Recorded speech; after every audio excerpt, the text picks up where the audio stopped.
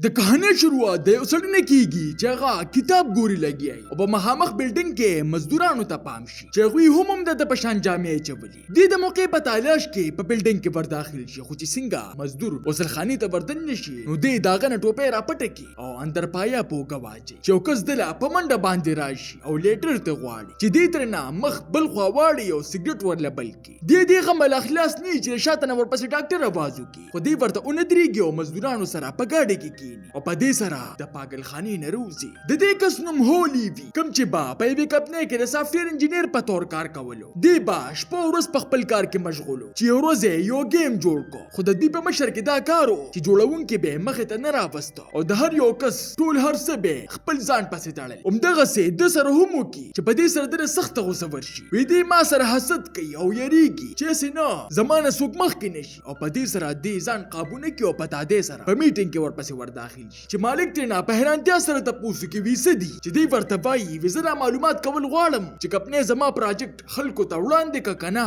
چې مالک ورته وایي ویول تبار شه خو دې بارته د وته والني وی تاسو چلو کو زه داغه پروجیکټ خبره کوم کوم لچې ما 3 کاله وخت ورکړې دي چې مالک خواته بزنسمن ته وایي وی خفه نشي دی په دماغي توګه باندې لټیک نه دی چې دی پورې دو سره ډیر مخ کې شي وی زمون مالک همیشه د نورو نقل کړي دي او اصل کار هیڅ چره هم نه را مخ کې کړي او خپل گیم هغوی ته وړاندې کی چې د کپنې والے ته د خپل کار د خودو د پاره وای دی ورته لګي وی زما د گیم نوم هنکی پینکی دی او دا په مکمل توګه باندې یو نوی تصور دی د کپنې والا د خبرو ته په غور سره غوږی خو دی چې مالک یې پکې رامنځته شي وی دا خو د ماشومانو گیم دی په مارکیټ کې دی هیڅ قسمه څه قیمت نشته زمون دا کپنیان ته د چرته کپ ښکاری سه او په سکیورټي کارډو باندې دی په زور باندې د کپنې نه بار کی او د درو کالو مهنت ضایع لاړ د شپې په وخت کې دی په دې خپګان کې د کور والے سره روټه ته ناشتي چې پلار ورته وایي چې څه وشو هغه وشو خو د په ذهن کې دا وی چې هر څه پرېږدم او په مالک باندې کیس کوم په سبا باندې دی پتا دې سره د دفتر د پاره تیار شي او کپنې ته لاړ شي چې هلته په روډ باندې یو گاډي ولاړي چې دی مالک ته وایي وی دغه ته نږدې د گاډو دوه درې دوه زیشتا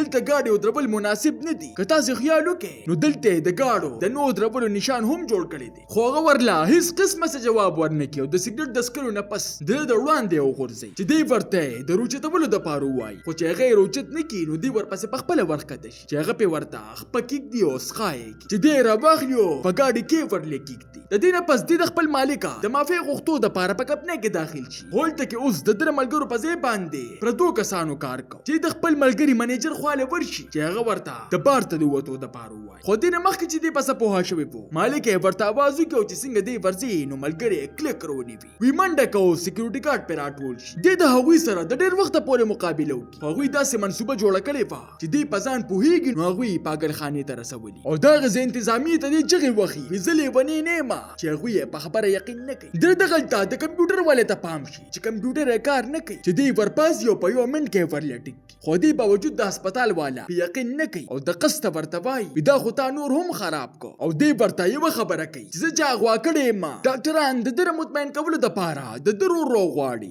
خروره د تسلی ور کولو په ځای باندې ورته دلته د ساره دوه د پاره وای چې تا ته د علاج ضرورت دی د دې پورې دو سره د ټول امیدونه ماچي زه خو یې گیر کړم د دې علاوه په هسپتال کې ټول بیماران خو دا غي باوجود د باهوي سره ډیره گزاره کوله او هر وخت په پزله کې دا خبره تابعدله چې اخر زه پر دې زین څنګه وزما او یو ورځ د موقع په ملابي دو سره د دا غزل ټلیفون نه پولیس والا ترنګو کی خو په ټلیفون باندې ته نه خبرې کړي وړي شو هغوی ته د دماغي مریض ښکار شي او دی په مایوسۍ کې ورته رنګټ کی د مازیګر په وخت کې ټول مریضانو له خپل دوايانې ورکړي کیږي چې د پکې فنګ نومي سړی ته پام شي چې هغه د وی واپس د خلې نه روباسي دی هم دغه سیو کې او بیا دی په زور باندې هغه یوازې خبره کوله د پاره غواړي دی په زور را دی خوا کې وی تا ګولې وریونه خوړي چې هغه پچ خوش چې دی ورلا په خلې لاس کې دی وی ته ما سره دی زنه په وته کې مرستو کا زبطاله پیسې درکم او د ته داسې ولګي چې هغه په خبره پوه شو خو دلته په ورکولو سره دغه امید هم ته بو برباد شي د شپې په وخت کې ډیر سوچونه نه پسو دي شي چې په نیمه شپه کې فیننګ را پاسي چې دی ورته وای وی ته زما په خبره باندې پوه شوی وي چې هغه ورته وای چې ستا غونته مرګ را سری وي نو زه هم د دې زینت ته غواړم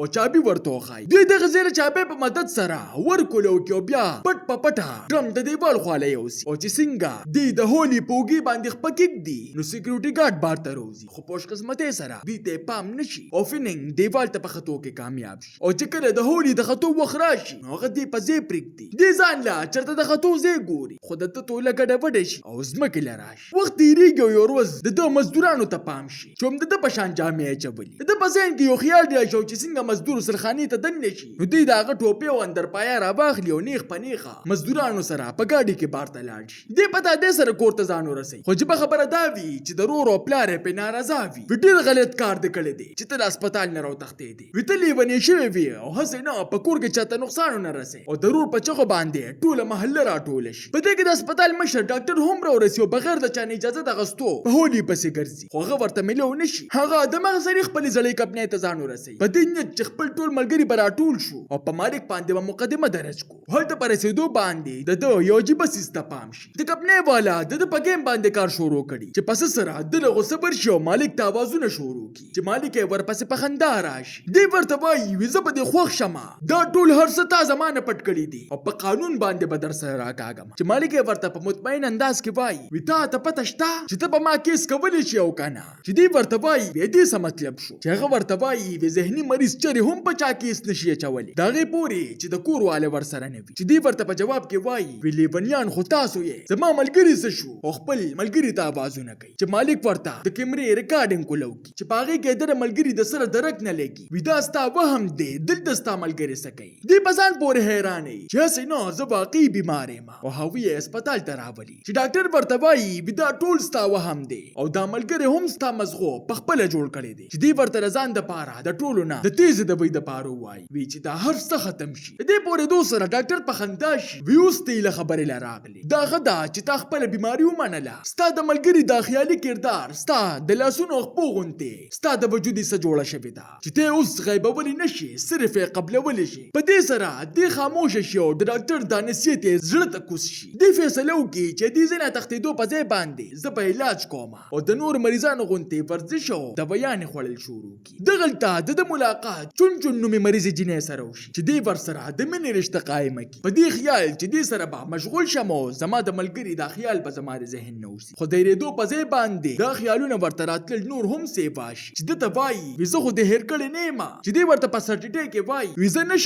زه نشم تیارولی هغه ورته وایي وي تا قانون ویلی دی تا چرته د مقدمې په باره کې اورېدلي دي که تا زه چېرې ځان نه هېر کړمه نو مقدمه به څنګه ګټې چې دې ورته د قاره وایي وي ته چې تر څو پورې زما په ذهن کې نو زه څه هم نشم کولی زه به تا خامخا هېروم دې په خپل منځ کې خبرې کوي لګیا چې ده ته ښاپیري ښکاره شي او اوس دې لیونیانو سره په اوسېدو سره په رښتیا و په دروغو کې فرق نشي کولی او هغوی له آواز ورکړي چې هغوی راشي او په زوره باندې د ملګري بولي او ده ته داسې ولګي چې دا هر څه په حقیقت کې ما وکړل آیا دا هر څه د هسپتال د دوایانو اثر یا دې واقعي بیمارو دې به ټیک شي او که نه یا دې به د خپل مالک نه بدله په کومه طریقې سره اخلي د دې ټولو خبرو جواب به موږ ته په پارت 2 کې ملاویږي تاسو ته دا نننۍ کهاني څنګه ولګېده ما ته خپله قیمتي رایې په کمنټ کې ضرور راکړئ ملاویږو به په یو نوي ویډیو سره ما له راکړئ اجازت بای بای